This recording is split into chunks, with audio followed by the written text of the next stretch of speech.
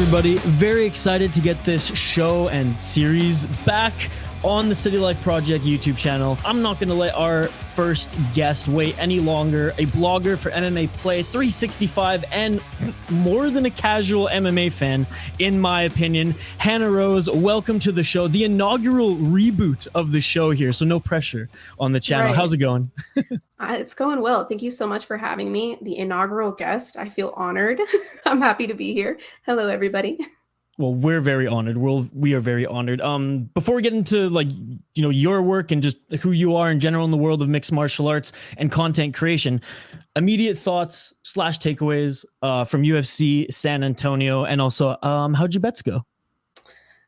So I had some hits and misses in terms of the betting side of things. I think the card was incredible. I've been enjoying having the fight nights back in a crowd. It's just that energy. I missed it so much. I really enjoyed the Apex for a short amount of time. Well, we could hear the corners and we could hear every strike. It was interesting while it lasted, but I'm ready to be back in the crowd. So that was good. Corey Sandhagen, he looked incredible on Saturday night. I think that he really proved himself as a contender. He continues to improve every time he comes out. So I enjoyed that. I know Cheeto will be back. Nate the Train, he's always fun to watch. As for betting, I hit one really good bet, Duraev on points, Sandhagen and Marlon to go the distance. I believe Holly Holm money line and another one in there too. That was a good one. It made up for all my bad bets in 2022. So we're back on the up and up, doing well. It was a great card. Yeah, I can't really say much more about it, but I'm happy to be back in a crowd and it was a good one. No, the vibes are awesome. I did pick Corey to win, and it played out honestly exactly how I called it. So I'm patting myself on the back, but it's not to say that I don't dislike Marlon Vera, and I do want to see the rematch with him and O'Malley down the road. But Corey Sandhagen is just so good. He's literally Dominic Cruz 2.0, except he trains with Muay Thai guys. And I saw the picture of him with Super Elect, with the freaking kicking machine. So I know he's been training Muay Thai, and I just love his whole philosophy. His interview today with Helwani, and we're recording this on Monday this week. He's just so philosophical, but he's new age, put it this way, Dominic Cruz, he's not hanging out at a coffee shop spitting his thoughts. He's very much reading books. Yeah, exactly. Whereas Sandhagen, he's one of us. He's our generation, philosopher, and I absolutely love how he just brings the violence to the cage as well. It was good to see Holly Holm win in dominant fashion as well. Yeah. First submission in the UFC, if I'm not mistaken. So that was awesome to see. Still evolving at 41. I love to see it. Absolutely. Other than that, the only other really standout and that I want to highlight anyways here, and I feel the early prelims, the first few fights, they never get the love that they deserve, especially from Dana, because half the time I see some of the craziest fights in the early prelims, and he admittedly doesn't even watch those, and those are way more deserving of fight of the night bonuses. But the Victor Altamirano and Vinicius Salvador, it may not have been the most technical fight, but it brought the wild heat. Yeah, that was honestly I think my biggest standout in the card, and it was the first fight, so I was let's freaking go. I'm all for it. As you said, it wasn't as technical as some of the fights on that card, but it was just fun all the way throughout, so that was a good one as well. Good shout. That's what you love about these sleeper cards. You don't know what's going to hit you, especially on the early prelims. Yeah, absolutely. Cool. Well, let's talk a little bit about you. What sparked your love for combat sports? Because I feel it's such a niche sport, and we all have a unique story. Mm-hmm. It is. It's funny. I've never been into sports in general. My family, they're big football watchers, American football, but I just never really was able to get into it. So my love for MMA was born, I'd say, at a really young age. I wasn't really into watching the sport consistently then, but my dad, he trained kickboxing, so he made it a point to take me out on the back porch when I was 4 or 5 years old and teach me how to throw a proper punch, a proper kick. I was his youngest girl, so he was always very big on me knowing how to defend myself. And my dad was an avid watcher in the Spike days, so OG UFC watcher. But my mom and I were just Southern churchgoers. We were never really into it. We didn't understand my dad's liking for violence. But I think the first card I was ever interested, the first promo that really caught my eye was Chael Sonnen versus Anderson Silva 1. And my dad, military man, he was rooting for Chael. So I got in there. I was maybe, I think 10 years old at this point. I'm super young, a baby in the sport and in general. But I remember he was sitting down watching some of the promo for it, and he was cheering on Chael, and I gravitated towards Anderson. He was the nice guy. Chael was just, you know, king of shit talking before shit talking was even a thing other than Ali, but that's boxing. So really what got me into it was just trying to go against my dad. So I ended up sitting down and watching that fight with him. And as we all know, Anderson Silva did win that fight. And after that, all the emotion that was involved for me in the back and forth with my dad and the back and forth between Chael and Anderson, it just had me so invested. And then to see the good guy win, I was like, wait, I like this. But I will say I didn't start watching consistently. Like now I don't miss a card. But that didn't start until about 2016. So not that long ago. I would say like the Conor McGregor, Khabib era type of time, but haven't missed a card since then. And yeah, that's why I'm here now. That's so awesome that that's the fight. Like, because Right. that one, like, I remember I was working, I think so. I think that was like my first or second year of high school. It was around that time. And it was like the first time that I pretty much washed dishes all throughout high school at this one same restaurant. And I think that was the only night where like the boss like decided to pay for like a pay-per-view. Yeah. And like not many people even showed up for like a dinner rush. So we like mostly watched that fight. Like, you know, it started with like peeking out, you know, the door there to everyone just kind of piling out and just watching that fight. And I remember I was such a huge Anderson Silva fan. Like for someone who my parents were super strict on, like I wasn't allowed to watch this comedy movie or this or that, but I was allowed to watch like any martial arts movie, Bruce Lee, Jackie Chan, Crouching Tiger, Hidden Dragon, Matrix, and the UFC. And I always thought, I was like, this is ass backwards. Like you're letting me watch this violence, but you're not letting me watch like a, you know, fictional movie about it. Whatever. I'll take what I can get. And Anderson Silva, to me, for someone who like practiced martial arts before any other sport growing up, Anderson Silva was like a real life ninja. He was a guy like doing stuff in the movies in real life. And like I was too young to really comprehend steroids or any of that shit back then. It was everyone was on it, so it doesn't really matter. It's like I don't even take that into consideration at that era. And so that's just like wow, that's so cool that was the first fight. So Conor McGregor era, Khabib era, and like you said 2016, 2017 on. What are some of the other memorable fights that have really like solidified your fandom of the sport? Like once you started watching regular and you're like, okay, yeah, I'm in. Yeah, I would say I think it was like the early 200s cards, like Chad Mendes, and no, I think it was Conor McGregor and Eddie Alvarez, obviously. I think that's the one. Yep. Or there's a few of them really. Izzy, and this was kind of recent, fairly recent, but Izzy and Anderson was one of my favorite fights ever because not to see Anderson lose, that was horrible, obviously, but to see him pass the torch to Izzy. Izzy became one of my favorite fighters naturally because he does remind many of us of Anderson Silva, and then to see him pass that torch, that was a great one. Of course, Khabib versus Conor. I like Conor McGregor. I wouldn't say I've been like a big fan of him, but Khabib, I was a huge fan of. I really enjoyed the way he carried himself outside of the octagon. So that one was crazy. Just all the drama that unfolded before with the dolly and the bus. And then to see Khabib hop over the fence, there will never be anything quite like that at this point, I think.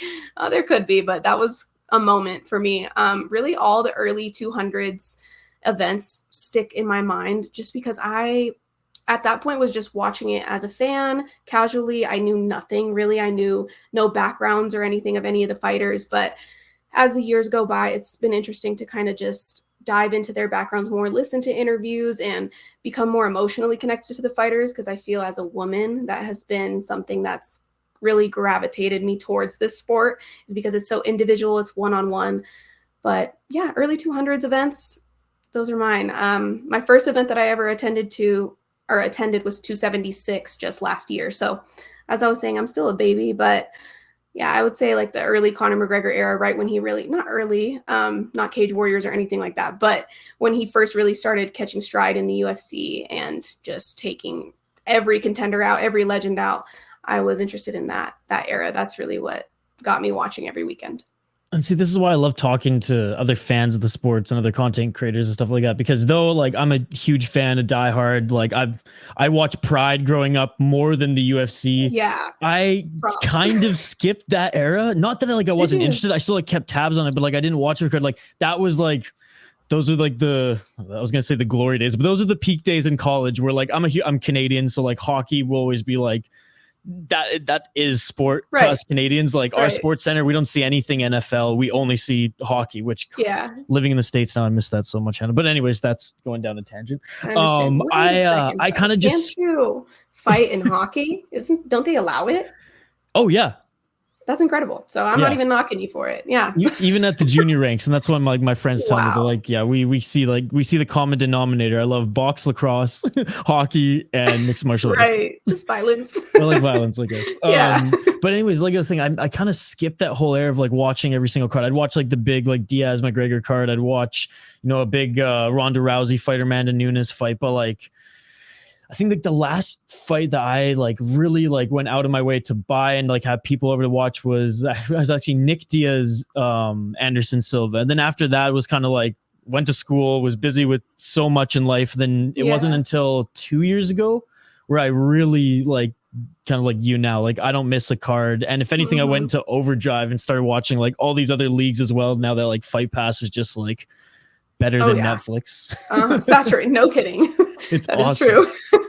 Yeah, it is awesome. And it's funny too, because since I was right before that COVID era when I started to really get into it, it's funny now talking to fans that just got into it during COVID. So they are not used to seeing the crowds or Khamzat and all these people that have kind of, those are their stars. So it's interesting how quick everything goes. And just the contrast between fans that started watching Pride era, started watching Conor McGregor era, or COVID era. It's interesting to see how much the sport continues to grow. Yeah, I got a friend who literally he got hooked because of last season's Contender Series. And there's this Japanese kid, Kinoshita, who got his ass beat in his debut in the UFC. But like that's his guy. And I'm like, why? And he's like, I don't know. Like I loved his Contender Series performance. I love that he got a knockout with a broken foot. Like, let's go. And I'm like, that is so cool. And like he's a diehard now. He has Fight Pass. He watches one championship as well every weekend. So it's just it is cool how it's so different from back in the day. Like when you were young watching with your dad, and when I was watching with my dad too, where like we watch what we can on Spike if we can. Yeah. The Fox days were like, and then now it's just everywhere. So I do love how far the sport has come in such a short period of time. Yeah, it's crazy. So what led you to becoming, I'm gonna call it for what it is, Hannah, because you are an analyst and an expert right now in your domain of the sport, especially on the betting side. It really was just one of those things that kind of fell in my lap initially. I will say I've put in a lot of work to keep the stride going, but really what got me started was I was in a relationship for 5 years. And in that relationship, I would say it was pretty unhealthy for the both of us. It was one of those where you just isolate and you're only with each other 24/7. So at that point, he was into the UFC as well. He also contributed to me getting back into it during the 2016, 2017 era. And so we would watch it together, and I just found that I had no one else to talk about MMA with. I didn't have any girlfriends that were into it. My dad had stopped watching. He stopped watching at this point. Now my mom and my dad are kind of slowly getting back into it since they read my articles and try and keep up that way. But I just wanted to start a Twitter account to talk to other people about the sport, get opinions from others, and share my own. And so I started my Twitter in February of 2022, just a little over a year ago. And really what helped me take off was live tweeting Ariel's show. And then at this point, I think it had been like a month after my first event at 276 for International Fight Week in 2022. And Adam Newsom with MMA Play 365 actually reached out to me and offered me a writing job on his website. So ever since I was offered that, I just went full force into learning the techniques of it. I joined jiu-jitsu. I really wanted to try and become as educated as possible, because it is the sport is crazy. There's so many aspects to it. So there's so much for me to learn. I'm still learning. That's why I find it so much fun. But that's really how I got started. I just started my Twitter account, and I like to tell people, I don't know if I can curse on here, but I never shut the F up. And so Twitter is a perfect place for me. So I just share my opinions on there, and somehow it caught traction, and I'm so grateful for it. But that's how I got my start. It was never really intentional to be here, but I've really found my passion where I'm at now, and I'm happy. That's amazing. And the fact you're doing jiu-jitsu now too is so cool. I recently started jiu-jitsu too this last summer back home in Canada, then found was looking for the right school here in now I'm in Minnesota now, and shout out Southside Brazilian Jiu-Jitsu. Just getting back into it myself, and it's just such a beautiful sport, jiu-jitsu. Like I did traditional like kung fu back in the day, so like even when I did like fighting competitions as kids, like it wasn't mixed martial arts fighting, it was just like point fighting, but like kung fu is so traditional that like my Sifu, he was very much like Miyagi style. I was like, what are the rules? He was like, I don't know. I'm like, what do you mean you don't know? Figure it out. So I'd go there and I'd either get disqualified, do okay, or like I got a weak chin or get dropped a couple times. So there you go. Builds character. I didn't last long, but jiu-jitsu is that perfect medium where you can like learn the art. It helps with analyzing the sport, especially with the ground game and a lot of these grappling competitions now that are like popping up left, right, and center. And I'm pretty sure UFC Fight Pass got ADCC now. So like just being able to roll and understand even the basics, God, it's just so awesome. And it also itches that competitiveness that it does. Absolutely. I remember walking into my first jiu-jitsu class. I started in September, so not long ago, but I was like, this is going to be easy for me because I watch the sport every weekend. I've watched a few competitive jiu-jitsu competitions myself. And so I walked into it like, I know the names of these positions. I know what to do when I get in them. I knew nothing. Let me just say, I still get beat up to this day, every training, but it's so worth it. And it's great. It's a great place to find like-minded people and just grow in something. So I've been enjoying it. Yeah. You mentioned, your rise on social media anyways was Twitter, and the community in MMA for MMA Twitter is massive. Again, I started my previous business and just my whole like small media career, I guess, was all in hockey, the hockey side of things, hockey podcasting, hockey radio, National Hockey League and junior levels. So I was very much, my social media was very curated to hockey Twitter, and like coming from Vancouver, British Columbia, like they have the most toxic Twitter ever. And like I'm not a participant, but like they are the 2011 rioters online behind a keyboard now. Like I'm no joke. And I had to escape shit. So that was like I know I was there. I wasn't arrested, so clearly I wasn't rioting because apparently they did catch everybody. But that is the cesspool that is Canucks Twitter. MMA Twitter, they ain't saints either. So I want to ask you, what are some of the pros and cons? And I know we touched on a little bit of the pros there when you were talking about like just the community and everything when you started there. But like let's get down to the nitty gritty. What are some main pros and cons of MMA Twitter? What do we have to still fucking clean up right now? Cons, really? Me starting right away with the cons, fresh in the brain. But no, really, I do enjoy MMA Twitter thoroughly. I love pretty much all the people that I've met on there. I've met some of my best friends through MMA Twitter. But as for the cons, something that I've always been very adamant about since joining is just the disrespect towards other people in general, but especially the fighters. It's too often that I see, like, I understand humor, and I myself have like a dark sense of humor as well, but when it comes to these people that we tune in and watch do what they do for a living that many of us couldn't do, I've never been a fan of like the trash talk towards the fighters, towards each other really. But something that I try to keep off of my timeline in general is just, people calling fighters bums when they couldn't even step in and do it themselves, things like that. That'll get a block from me. It's pretty easy to get me on your block list, I'm gonna be honest. I just try and keep all the negativity off of my Twitter. So really just negativity towards others and people feeling confident to talk down on other people because it is behind a computer screen. That's something I've never been a fan of, especially when I believe that these men and women that we watch go to war every weekend. I really do think they deserve our respect.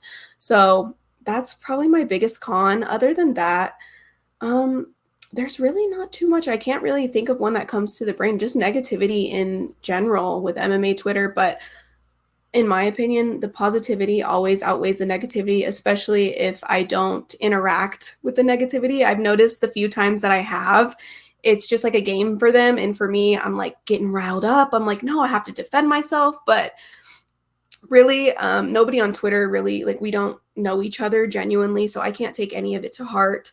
The positives for me have been just connecting with fighters, connecting with my favorite broadcasters. Like, that's incredible. I love how connected with the audience that the UFC fighters and fighters in general are. It seems to be really important to them to stay connected with the fans. Like Matt Frivola on MMA Twitter, he's like one of us. Adrian Yanez, like Matt's coming on the show. He's coming on the show in a couple weeks. Yeah. Look at that. Look at the perfect segue. I didn't even know. But yeah, there's just been way more positive than negative. And as for the negativity, I have my DMs filtered. So I don't even go in the requests. It's very rare that I go through those requests because that's where I find the darkest things. So it's been good for the most part. But I think that we could all just be collectively more positive and respectful towards each other and the fighters. Honestly, you're so smart to do that. I have to do it more. I've just gotten better over the years of like not engaging, because just like you said, like when I do, I go from like not 0 to 100, but like 0 to like, let's say 80. And then like I hold back a little bit, but I'm like, I'm just fueling this. I'm like, we all can't be like fucking Amy, who's like, let's go Khabib fans. Let's go take your best shot at it. I'm like, I talked to her one time. I was like, are you okay? She's like, I love this shit. I'm like, all right, you do you, girl. Like, yes, oh my God. I can't. See, the one thing that gets to me, I don't really allow any of the comments about my appearance or my body or anything get to me like that. Right. I mean, that doesn't matter to me. But there's been a couple times that people have like specifically gone after my journalism, my writing.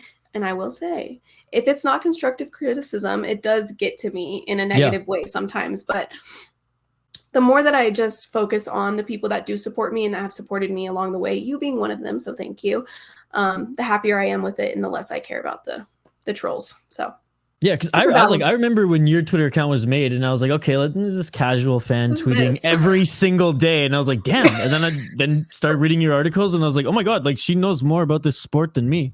So that's why, again, we're honored to have you on the show, Hannah. We're honored to have you on the show. But talking about some of the hate towards the fighters, and we don't have to get deep in this story now. We're a couple weeks removed from it, but I think I do want to bring it up anyways.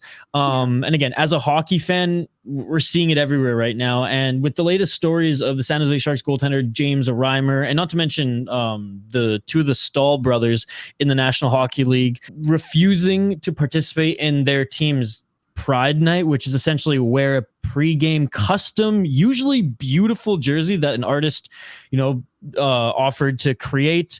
They wear that during the pre-skate, and then they auction off the jerseys after to give to charity. I know, terrible stuff. With that, those recent stories running rampant in the National Hockey League, and not to mention the horrendous backlash and disrespect that Jeff Molina got recently upon quite literally being forced out of the closet. Mm-hmm. Why does it seem, in your opinion here, I've talked about it on my hockey podcast, and I'm sure various live streams of here, but since we have you here, I want to hear your opinion on why it seems that pro sports right now, and honestly beyond, are taking step backwards in a time where I literally felt, Hannah, that we'd made so much progress in the last 5 to 10 years up until like now. It seems like it's come to a halt, and everyone's kind of like going against it, especially the LGBTQ community, at the forefront. Why do you think we're taking a step backwards now? Yeah, I wish I could answer that question in a way that would do it justice, but I couldn't tell you why. I am not in that mindset. My parents have always raised me, thankfully, to just accept other people regardless of who they are, what they look like, their sexuality. So yeah, that it blows my mind when I saw that happening a couple weeks ago. It just broke my heart. I would say really I'd say that we can allow others to have whatever opinion that they want. That's the beauty in living in the age that we live in. Absolutely. But when it comes to human rights, I just wouldn't say that that's something that you can just outwardly go against, and it shouldn't be okay. I don't think that I read the story because I don't follow hockey too much. I read the story about the goalie, I believe it was, refusing to wear the jersey. It's just a jersey. And if you're lucky, what people don't understand and realize is that many of us in our lives, even if you don't know, are friends or family with somebody that is in the LGBTQ community. So it's sad to me. I'm not sure why. It's just a jersey, but it goes to show like people's true character and how they really feel about things. To me, I think if you aren't okay or advocating for people in that space, then there's just hate in your heart, because really it's not affecting you whatsoever. And I think really what it comes from is people's fear of it affecting our children or the school system, which I don't see any relationship between those two, people being attracted to who they're attracted to and things being taught in school, because we've been learning about sexual education for me since 7th grade. So I don't think there's really any aspect to it that's harmful to our children. I'm not understanding that narrative. But yeah, as I said earlier, I think it's a human rights issue. I don't think it's a political issue whatsoever. So it's just sad to see. I hope that Jeff Molina is doing okay. I know he's made some jokes about it. And Ben the Bane Davis, something similar happened to him not too long ago as well, a member of our MMA Twitter who is now doing great things in the world of broadcasting and MMA in general. It's great to see how people handle it, but it's really sad, because not only does it affect them as individuals, but people that are a part of that community that are seeing all those hateful things and hateful, things being spread about them. It's sad. I don't think anybody should be condemned for who they're attracted to whatsoever. So I wish I knew like a better solution to it, but this just seems to be where we are, especially with really masculine sports.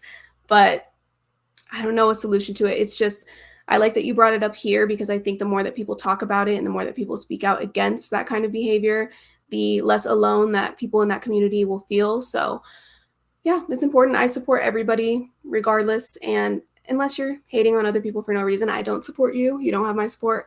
But yeah, it's sad. It's something that I think we see often in male-dominated sports, masculine sports, hockey, MMA, football. There was a lot going on in football with this subject as well. So yeah, I don't know how to fix it. It's sad. It does seem as if we've gone backwards, but this is where we are, and I will always outwardly support the LGBT community. So it's sad to see.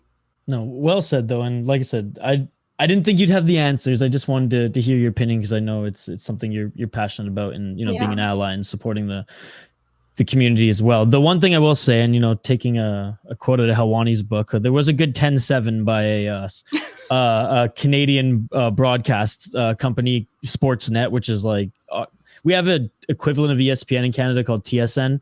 It's like their rival, Sportsnet. So another hockey player, Eric Stahl, he kind of came out and said that he's going to refuse to wear it because of his beliefs. He had a whole statement. It wasn't a great statement like Reimer's, but long and the short of it, the reporters asking him about it were like, actually, you wore it when you played for the Montreal Canadiens like last year or the year before. He's like, no, I didn't. They're like, yeah, here, look, there's video evidence right here. And then the broadcast put that like, meme clown music in the background of him like skating around and pre-skate with it and everything. And oh my God. So 10-7, Eric Stahl. Come on, just be honest. Just be honest with us, because now he looks more like a fool. Right. Oh no. Yeah, I don't see. It's such a small gesture. Like all it is a jersey. It surprises me. I mean, I guess there is a lot of religious aspects in it, but I grew up Southern Baptist and my parents raised me that way as well. And that was never a part of the narrative for me. So I don't know, man. I think it's important for bigger voices, like you said, that broadcaster, to call these things out and not to just let it slide. So that's what I'll be doing. That's what you'll be doing. I expect it. And yeah, I guess that's all we can do, and just really support the people in that community as much as we can. Like I said, well said, Hannah. Thank you for sharing. And you'll definitely see when all the Pride festivals start in the summer, there's a picture of myself and the co-creator of this channel, because the name of this channel is the City Life Project. The backstory for anyone who's watching and listening to this and wants a little bit of backstory on what Kyle and I do too.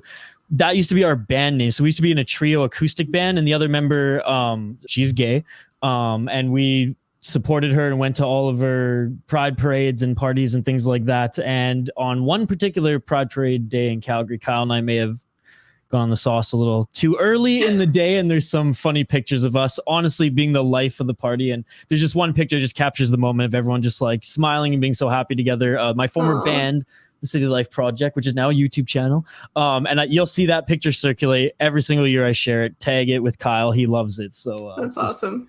Just a final closing note on that topic with that. Let's turn the page back to what's going on in the world of mixed martial arts right now. Edwards Usman 3.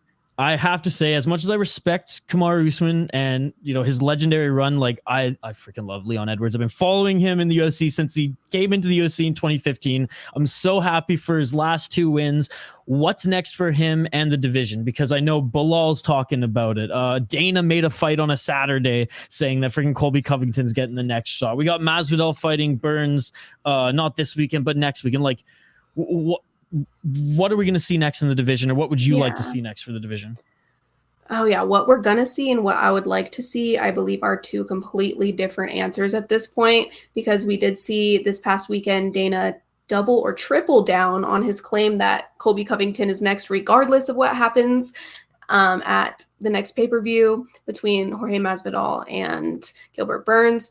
Regardless of what happens there, he says that Colby's going to get the next shot. So if we're speaking on Colby versus Leon, I think it's going to be a really good fight. I do think that people still underrate Leon and his skills. He continues to improve every time he's in the octagon. I think he looked incredible, miles ahead of his last appearance against Usman in that first, or their second fight, actually.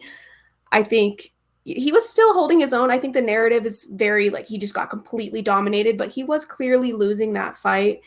And then he got that amazing headshot dead. One of the best moments in recent UFC history. I mean, I get chills. Yeah, I cried too. And I get chills every time I watch it. I was live streaming it, and literally, like, there's a YouTube channel who like picked my reaction to put in their compilation. And like, I was like, oh my God. Good. I bet it was. Well, I reposted it because it was like a little embarrassing, but like it was just raw. I was like freaking out. I was like, are you? Because I was even saying, I was like, I literally said just kind of like what Anik said. Obviously, he said it way more eloquently, but I was like, Leon's broken. I was like, he's broken. It's over. Then I was like, what? Yeah, I know. It was insane. Actually, since I'm here, I want to tell this story real quick because I've gotten to tell it to a couple people on like Spaces, Twitter Spaces. Okay, yeah. But that night I was up, I live near Aspen, Colorado. So I was up in Aspen one night. And for those of you guys that don't know, I don't live in Aspen. I could never afford to live in Aspen, but we go up there from time to time. It is a very wealthy ski area. So I was up there at a club, one of the few clubs there. And me being the diehard fan that I am at this point, I had to buy the pay-per-view in the club and stray away from my friends, go to the bar, leave the dance floor for the main event. And that was Kamaru Usman versus Leon Edwards 2. So I'm at the bar watching this fight, and I had only caught the last 3 rounds, and I was completely by myself up there. And I needed somebody to share this feeling with because Kamaru had just gotten knocked out. So I turned to the right side of me and I'm like, do you know who the Nigerian Nightmare is? That's the first thing that came out of my mouth. And the guy next to me at the bar was like, yeah, Kamaru Usman. And I was like, he just got knocked out, freaking out. And at the other end of the bar, the left side of the bar, is Charles Barkley standing there. Had no idea he was standing there. Had no idea he was standing there that entire time. Until I looked to the left. I'm going to be honest with you. I'm just now getting into basketball. I never really knew of him very well, but I've seen him on ESPN. And so I turned and I'm like, who is that? He looks familiar. He said, Kamaru Usman just got knocked out. I said, yep. And he bought shots for everybody at the bar. So that is God, iconic story in terms of their second fight there. You broke the news to Charles Barkley. That's insane. Yeah, it was incredible. But really, okay. To get back on track, what I see next for the division, I do unfortunately think Leon will stand his ground in not taking this fight with Colby Covington because I don't think he deserves it. Colby is as I said on my Twitter a few days ago, a great fighter. Some people disagreed. I think he's pretty great. I think he puts on an incredible pace that many people can't keep up with. He is good. I agree with everything you say there too. Yeah, I think he's great. He just hasn't been very active. I'm not a fan of the trash talk, but him as a fighter, I do respect. I mean, we started this interview I was telling you that I was going for Anderson Silva against Chael. So that trend has continued in my life many, many years later. I'm not a big fan of let's this not shit. disrespect Chael here. He was miles Much better better. than whatever the fuck Colby Covington's doing. I feel like Absolutely. Colby Covington's not like the Wish version because that's giving him too much credit. I'd say Right. he's like the dollar store version of what Chael was, and like Right. tremendous fighter, and the shtick he's held on to so long now, like he can't let it go. Yeah. So I get it, but I'm just like, whatever, man. Like, yeah, I know. I try to just like mute him when he's on anywhere, doing an interview anywhere. But I will say, as a fighter, I think he's pretty good. I do think the fight between him and Leon would be a lot more competitive than people are leading it on to be. So if that happens, I don't have a pick for it yet. I usually like to watch a bunch of tape before making my picks, but I do think that that's going to be the next fight. I think Leon will hold his own when it comes to not taking it, but if Dana does tell him, we're going to strip you if you don't take this fight, then of course I think Leon's going to want to hold on to that belt. As for this next fight that we have in that division, a very important one between Gilbert Burns and Jorge Masvidal, man, I think Jorge has a lot bigger of a chance than people are giving him in this fight as well. I always like Jorge's energy, so I am a fan of his. I'm not going to lie about that. I'm a little biased, but Gilbert's a dog. We all saw that fight with him and Khamzat.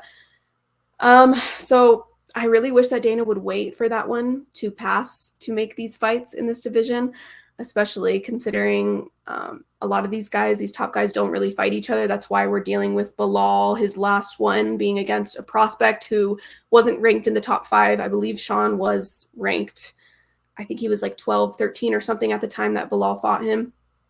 But we often don't see these guys fight each other, so I wish that he could just allow it to play out and see what happens from there before making a title fight. But, man, I do think that Belal, I saw that they offered him Shavkat.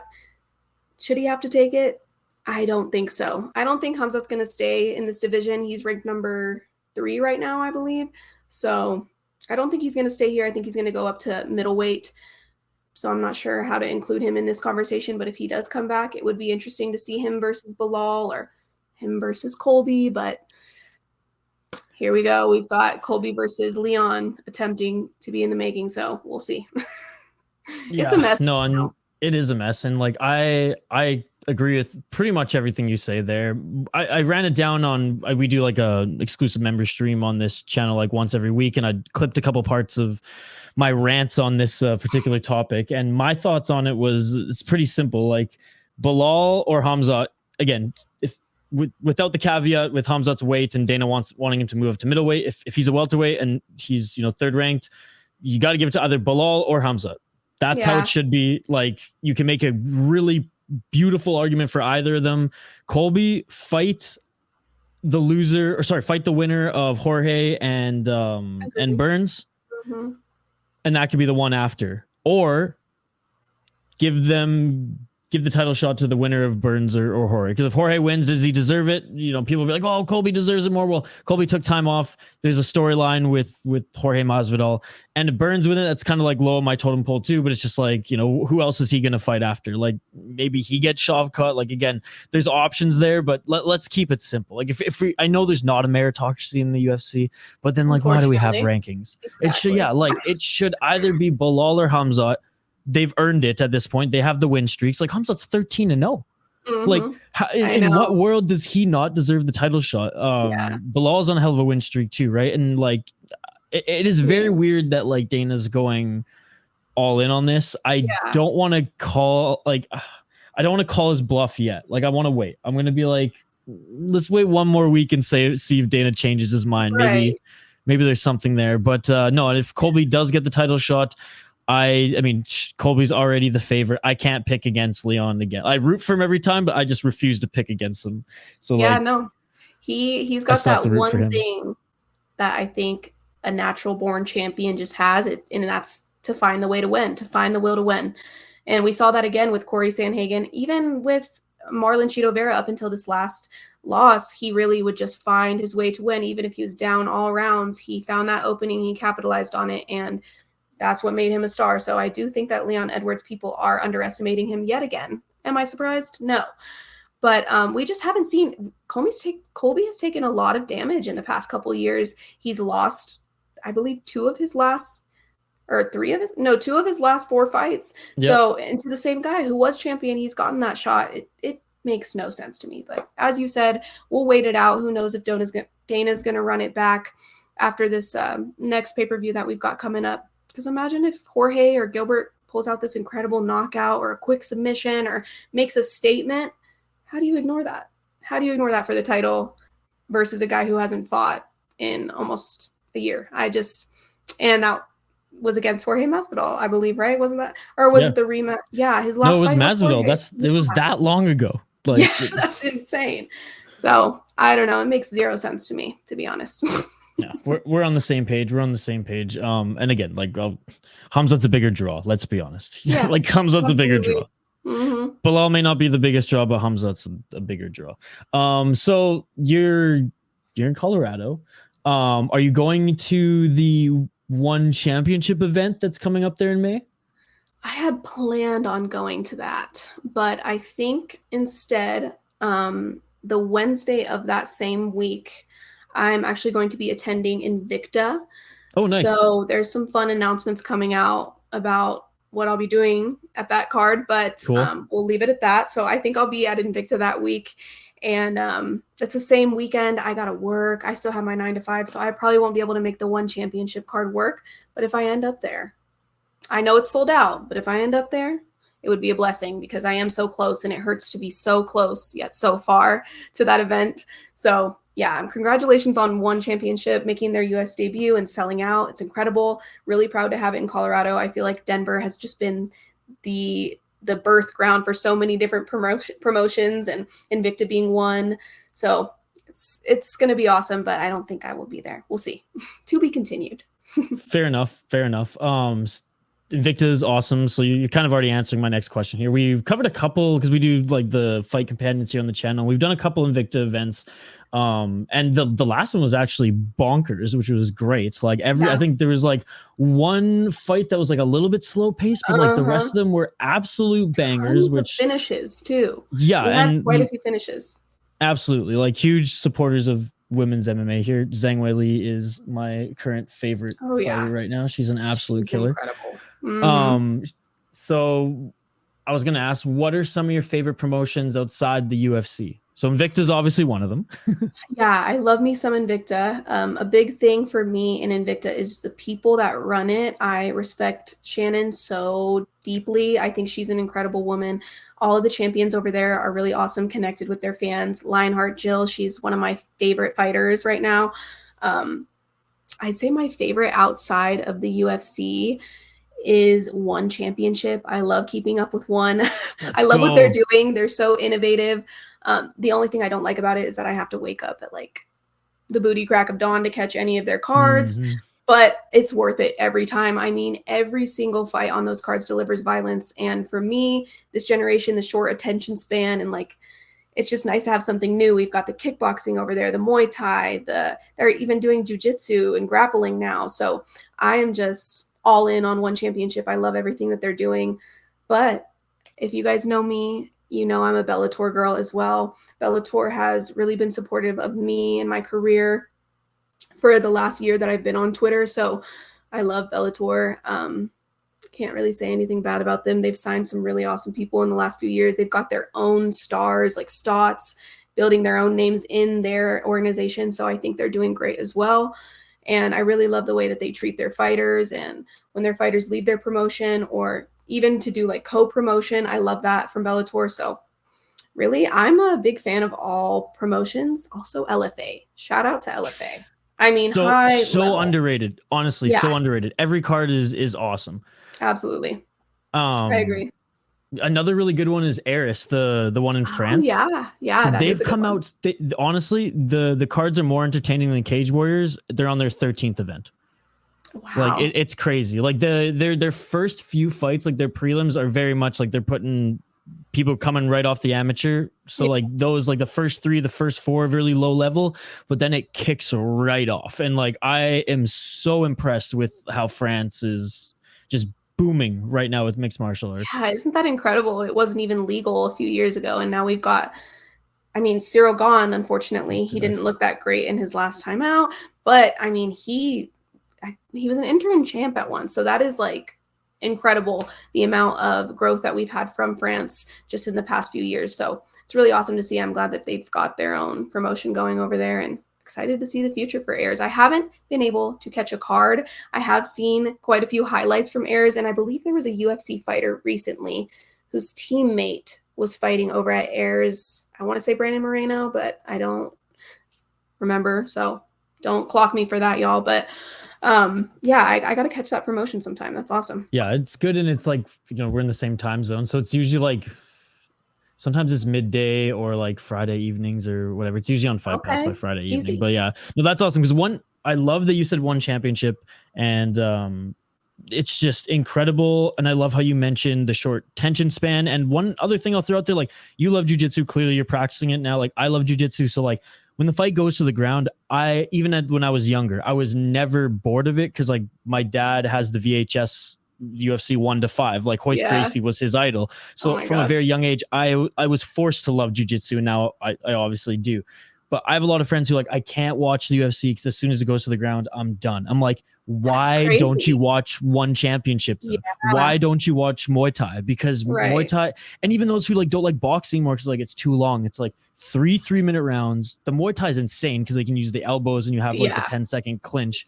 But even the kickboxing, like, and I was devastated. And I'm like, I am a super fan of Rod Tang. Now I was devastated that he dropped out of the last card. I know. I was looking forward to that. I mean, come on, that fight, that was incredible. Yeah.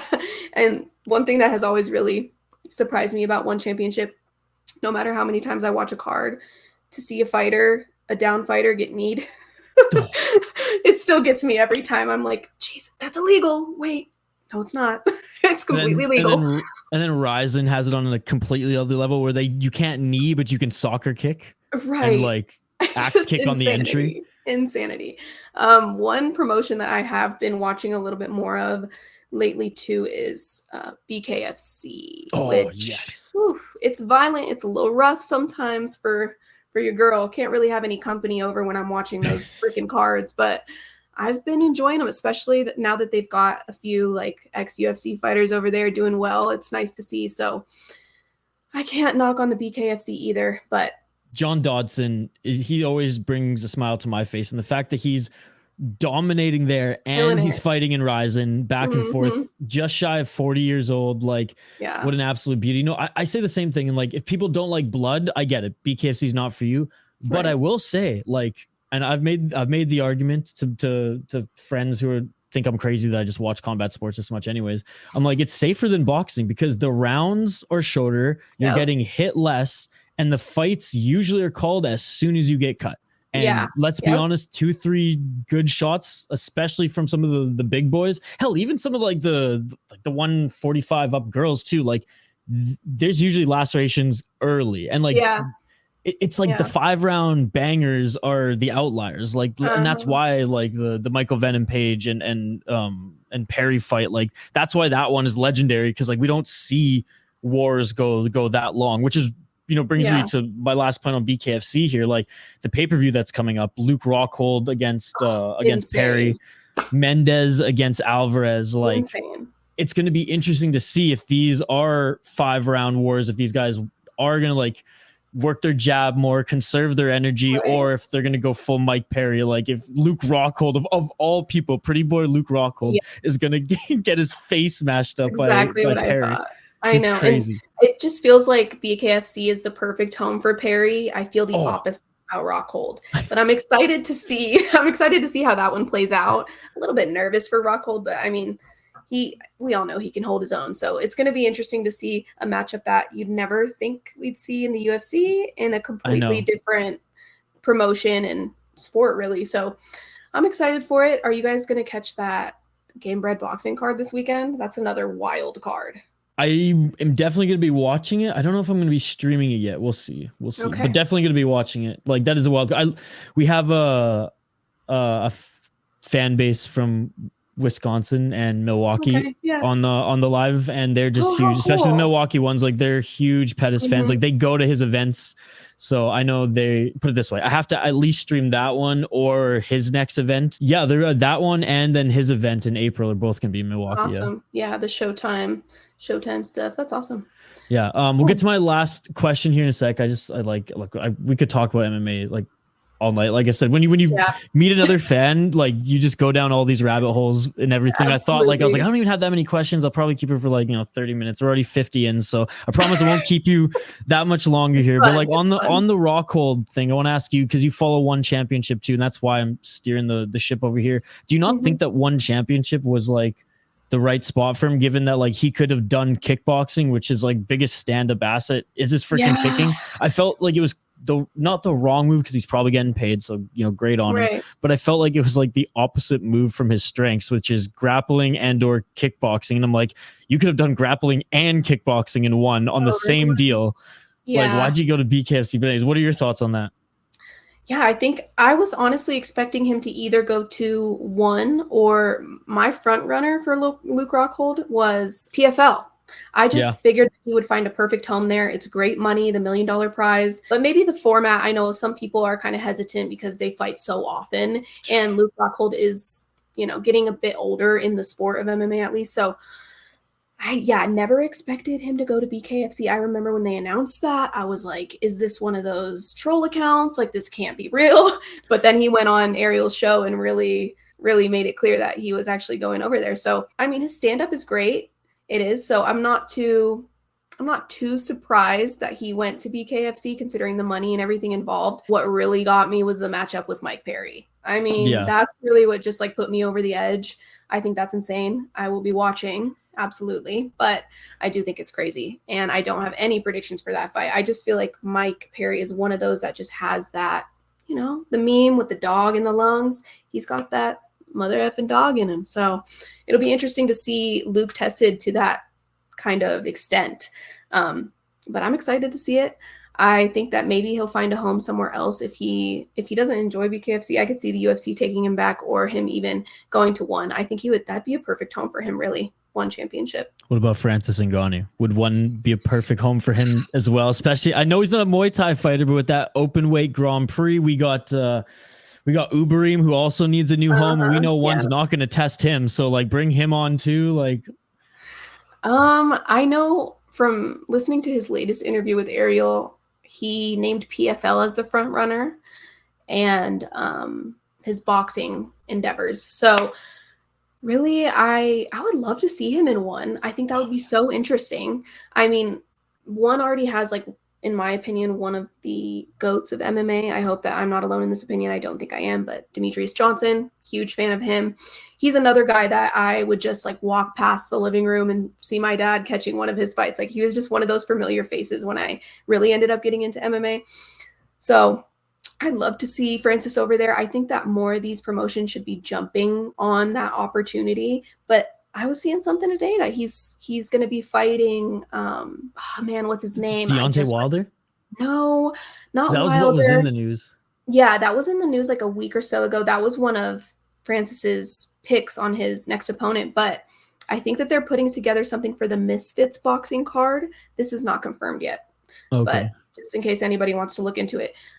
His name starts with a D. He's an older fighter. He fought Andy Ruiz pretty recently. Why can't I remember?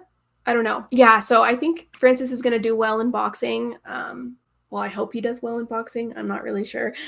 But I'm happy for him to go get that paycheck. So yeah, I honestly think whatever MMA promotion he signs with, whether it's PFL or one, like this is what I think the last piece of negotiation is there just dangling. I think it's, I want to box before I fight for you, but I want to sign for you. I want to sign with you first. So like whatever promotion is willing to sign him, but know that like they're not getting him first, that's going to be the promotion he goes with. So like Shotri, I know he's not super lax about those kind of things. He's a good hard negotiator. The president of one championship. So we'll see how that goes.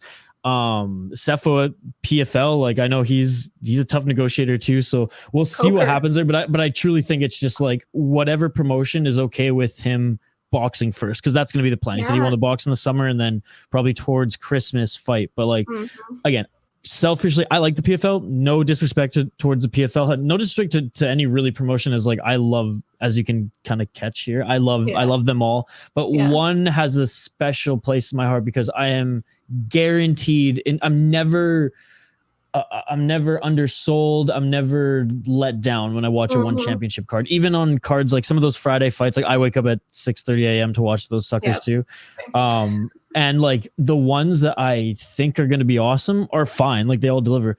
But like the number 9, like Friday Fights 9, like, oh my God, that was one of the best fight cards I have ever seen. One and I was after like, the other. Yeah. Holy shit. And the MMA fights delivered on that one too, which those ones usually are like lower level because they're not on like the main Amazon cards. But like, man, there's just something special about it. And I'm glad that you understand. You get it. Yeah. So that's awesome. Okay. Last question here, Hannah. If you could replace Dana White today, what would be your first 3 big moves to help the company, the sport, or just selfish 3 big moves? 3 big moves. Well, I think one of my moves, since we were just speaking about one championship and the fact that they offer so many different forms of mixed martial arts, I would love to see the UFC do that. And I know that Dana has kind of mentioned recently that he wants to get more into the boxing promotion side of things. I wouldn't say I would go that far if I were to be the new Dana White, but I would like to incorporate like kickboxing, Muay Thai, Jiu-Jitsu. I know that the UFC has done a couple of Jiu-Jitsu things on the side before, but I would love to see that. And super popular, by the way. Like I streamed one, like just a fight companion, and I've got like 300 people live, and I was like, for Jiu-Jitsu, and everyone's watching it already on Fight Pass. Like hell yeah! So no, you said there's a market there more than boxing, I think. Absolutely. And I think that is one of the things that gravitates people toward one championship so much. Like it is for the people that maybe if you get bored watching MMA, like you were mentioning your friends talking about, I could see more people tuning in, especially the jiu-jitsu community. There are these little niches that, kickboxing and all these things. I would love to bring that to the UFC and just bring some more entertainment to the cards. I think the UFC is doing pretty great right now. We're kind of on fire, especially this month of March and going into the next pay-per-view. It's been crazy, but I would do that. I would add some more different, I'd mix the martial arts. But second thing, what's funny is you gave me the questions before this and I totally did not think about this question. But another thing that I would do, we're allowing sponsorships. We're bringing sponsorships back. I'm allowing the fighters to, I love that. I love the individuality in the fight kits and the banners in the back. I love that the Bellator still does that. I love seeing that with all the sponsors in the back. I think that fighters absolutely should be able to do that. So I would bring that back as well. And the troll jobs, like, because back then a subtle troll was like, haha, Condom Depot. But now, oh my goodness, like now, like they could go nuts and they could make Dana sweat and it would be hilarious. I know. It's funny too to see like, and other promotions, I believe Bellator and one other promotion that I always see people rocking the OnlyFans shorts. I'm like, hell yeah. The OnlyFans sponsors. KSW, there's like a sushi chain in Poland that everybody has, like it's like Numa's Sushi as like the body tattoo. And I'm like, that's hilarious. Because like I saw 4 fighters in a row and I'm like looking it up. I'm like, who is Numa's Sushi and can they sponsor me next? Like, yeah, right. Hey, so it's working. They're doing their job. Yeah, it's working. I'm looking it up. Under that same umbrella, I would just give the fighters more individuality in general, like the flags. I wish we could bring the flags back out. That is something that I love about MMA in general, is that it's not just like American fighters. We've got people from all around the world that are fighting.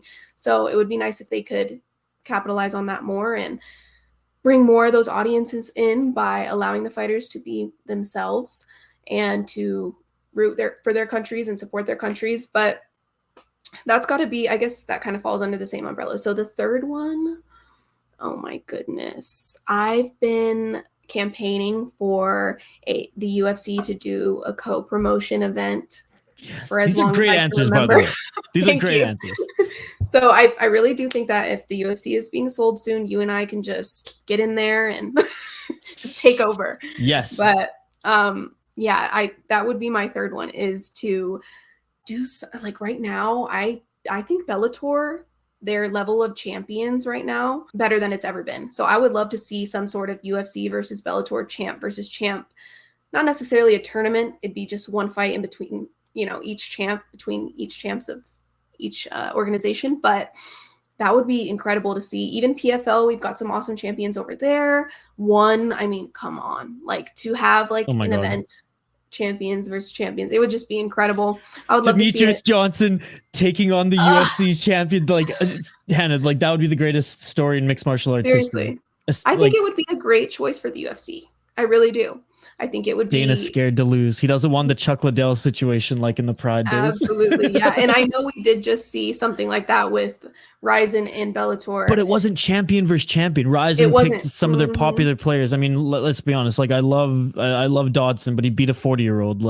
I know that was on the undercard, but McKee wasn't fighting their champion. I'm sure Ryzen's champions would have put up a better fight as well. But no, you said it. PFL's champions against Bellator's, or Bellator's against one, because obviously the answer to the question was what you'd change with the UFC, and that's awesome. I want to see that too. But if we're gonna reel it back to a little realistic right now, one in Bellator, they can do it. Yeah, and it would be competitive as hell. And I know Bellator is very open to co-promoting. I really love Scott Coker. Every time he does an interview, I just gravitate towards him. I think that he seems to be open to anything. He's very respectful to the fighters that have been under his promotion and that are no longer in his promotion. The way that he speaks of Michael Chandler is really awesome to hear. I think that's how a promoter should carry themselves. So it's refreshing. I would love to see something like that. And if it ever happens, I would like to hop on a stream with you and watch it together.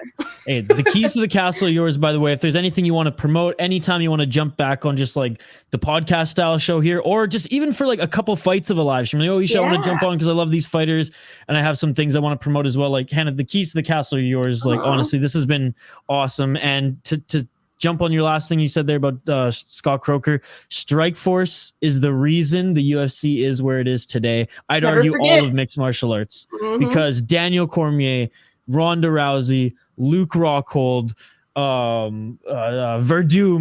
Pretty much everyone but Fedor, but whatever. Right. No, this is awesome. And again, I just based on this conversation, Hannah, there's so many other questions that I want to ask you, but this has been an hour. You give me more than enough for your time. So we'll put those questions on the shelf. Let's wait down the road, a couple pay-per-views in, and let's bring you back on the show. We'll dissect some more fights. And like I said, anytime you want to jump on the live stream or this channel, or hell, you have anything that you want us to promote, anything you want me to run in the videos, I tell this to all my guests. And like I said, we've been going back and forth on Twitter for, a while now. Anything that we can help you out with as well, you just let us know. With that, where can everyone find you on social media, and let us know what's coming up next for you? Yeah. So as for my social media platforms, I've got, as you guys know, Twitter at MrsMMACasual. And no, I'm not married. Let me just clear the air there.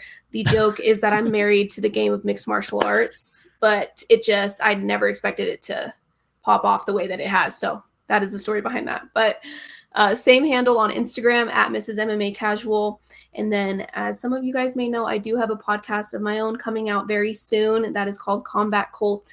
You can find us on YouTube, Instagram, and Twitter right now. And then for things that I've got coming in the future, I kind of mentioned a little bit earlier about Invicta. So I'll be doing something with one of the fighters at Invicta very soon. I'm excited for that. And then keep your eyes open for my makeup collaboration with Bellator. So that is coming in the future as well. What? Yes. It was supposed to happen recently, but the fight got canceled.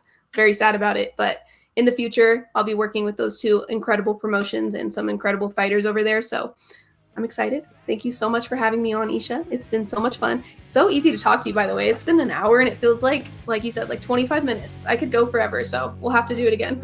Absolutely. It's my pleasure. Again, everyone, subscribe and follow Hannah on all her projects. We'll link them in the description here. And yeah, this won't be the last time that you see Hannah here on the channel. See you, everybody. Awesome.